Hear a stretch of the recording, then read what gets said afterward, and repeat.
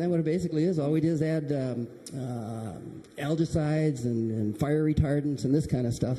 So, and plus the fact that it was prefab, and it also on Title 24. I think that's how they got that through in California, because you come in with black solar collectors. They're wanting to get rid of the black roofs. So therefore, the white roofs, I think, got it so they could get it passed, because you're bringing in a reflectivity and also from the black roofs and the energy savings on that aspect. Mm-hmm. Darrell, how has specializing in energy-efficient Duro-Last roofing system increased your business? Well, not only has it increased my business, it's increased my life. It really is. I feel that I'm on a mission. Remember the Blues Brothers? You know, Jake and Elwood, they were on a mission. Well, I feel like I'm the same way. In fact, let me test your memories on this one. Remember the Trashman? Well, everybody knows about the bird. Well, the bird, the bird is a word. I'd like to do this whole thing.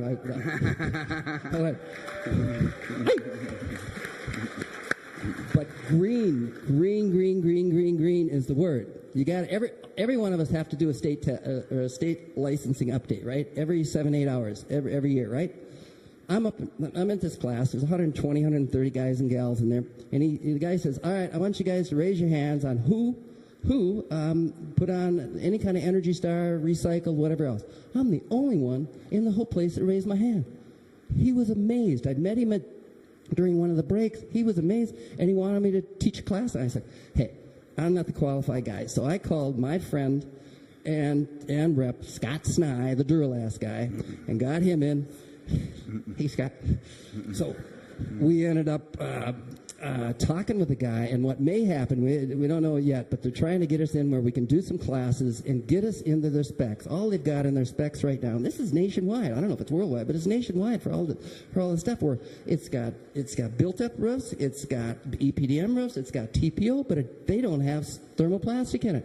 They don't have it. Now, of course, they can't say Duro-Last, but they can say thermoplastic, and then we can come in later on with the track and the track work and the whole bit. So it's a given. There's a few different points I want to go over here. I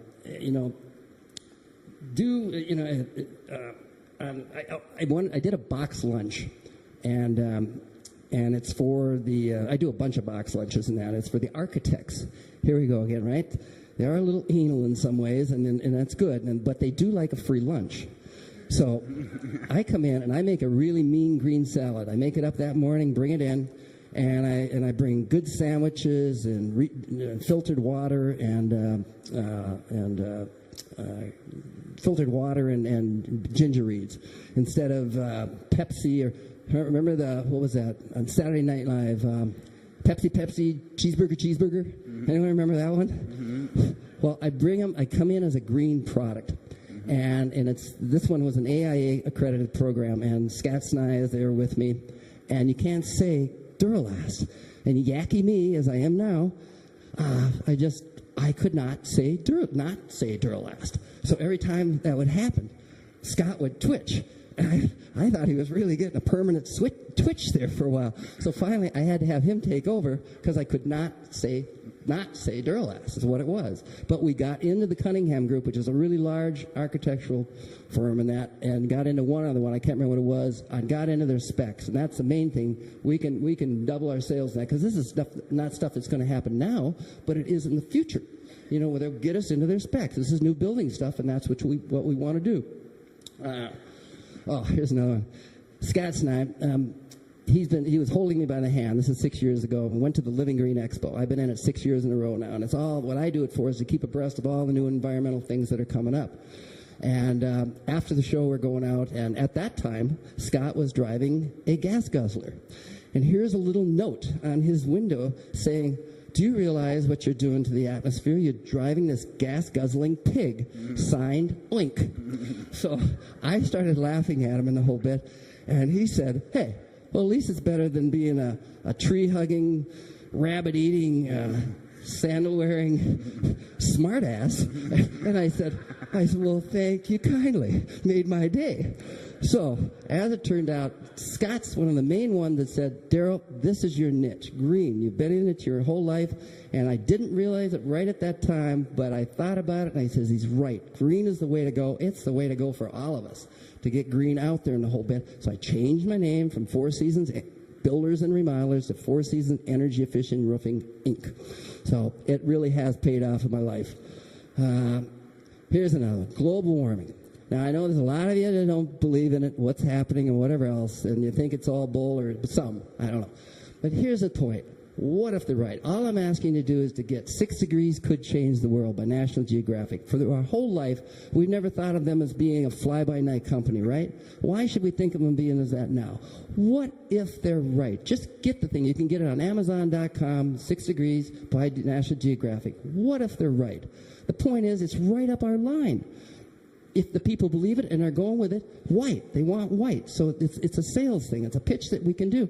And if nothing else, think about your kids and your grandchildren. The kids are really a lot more hip than a lot of the older people like I am in this aspect. So it's worth doing. And the cross-party lines, I mean, forget about the last 8 years. Forget about Clinton and his redefining of the word sex.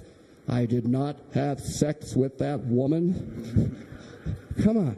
Let's take that tape out, get all these differences out. We got to come together as a family, as this is a family. We really got to come together and see if we can make this work. It is up our line to go green all the way. And I was just in Mexico. You guys can hook me off here as soon as you want here. I'm really short on being done with this. But I was just in Mexico for the last 22 days, rented a car, just had my tented a while and got some really nice cabanas and went all over from Cancun to Tulum to Punta Allen to Bacalar and diving, snorkeling, the cenotes, Palenque, San Cristobal, all over in that. People that were very poor to the elite, people from all over the world, France, Italy, you name it, everywhere these people were from. They really were. What it was is that they all said, they all got hope. They all have hope right now. They really are really PO'd at us in a lot of ways from this last year. They are. I'm not just saying from my point of view. I'm saying it from their point of view. They're really PO'd and they have hope. We've got a minority that's come in and that. And she's having her kids do chores in the White House and that. I mean, they have hope and they're going to give us a chance, and maybe they'll open their pocketbooks if they get some faith back in us in the whole thing. So it's worth looking at. And we can make a difference, really quick here. We can make a difference. I mean, who'd ever thought that we'd have, from $4 a gallon down to $1.50? We stopped driving. I bought a motorcycle. I rode it 14,000 miles instead of my SUV because I haul trailers and all this kind of stuff. We can make a difference in this world on doing it.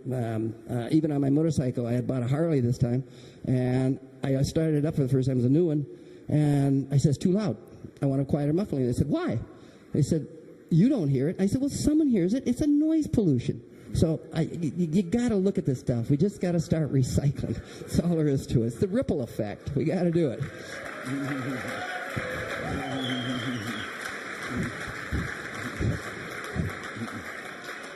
I'm gonna end this with two short little things. It's two sayings. I said that before, didn't I? You do. Anyway, what it is there's two things, what I call modern-day philosophers. One is James Redfield's Celestine Prophecy. He said, we're here to discover our individual talents, enhance them, and make them available at precisely the right moment. We all have our talents, we really do.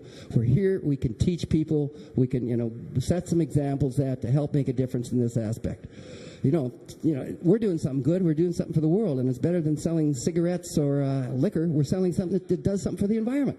It really is something that's good in that aspect. The last one is Deepak Chopra, who was like my pop. My pop was just, bless his soul. He would, every person from point A to Z, he would leave them a little better than what he found them. He'd help them out. He was an excellent man. Outdoors, thousands of times before breakfast and after dinner, out in the woods and doing all that stuff. Saved my life a couple times. What Deepak Chopra said was, every person you meet, child, race, doesn't make any difference with the race, age, animals, plants, I don't care. He said, every person and thing that you have association with, silently, bring them a gift. Bring them a poem, a thing, or, a flower or whatever. And if you don't have anything to bring them, silently wish them happiness, joy, and laughter. I'm done.